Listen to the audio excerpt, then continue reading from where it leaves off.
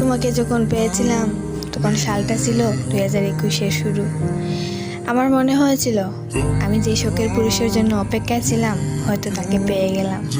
তোমাকে পাওয়ার পর তোমাকে আমি যতটা যত্ন করে ভালোবেসেছি ততটা যত্ন আমি আমার মাকেও করিনি।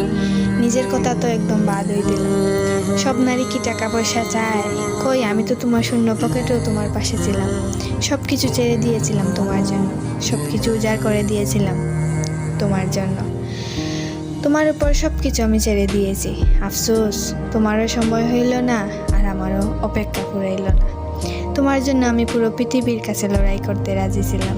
আর তুমি জানো, তুমি আমার সেই শখের পুরুষ যাকে আমি অসম্ভব ভালোবেসেছি।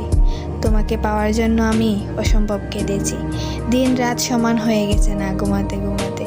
তুমি আমার সেই শখের পুরুষ যাকে আমি এত করে চাইলাম।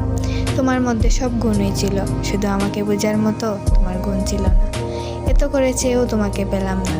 তোমার মনে আছে আমাদের দেখা করার দিনের কথাটা?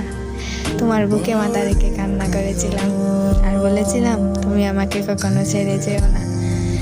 তোমাকে মনে করার ভয়ে আমি অলস মেয়েটাও এখন সব কাজে ব্যস্ত থাকতে চেষ্টা করি, কিন্তু আমি সব কিছুতেই ব্যর্থ হয়ে যাই।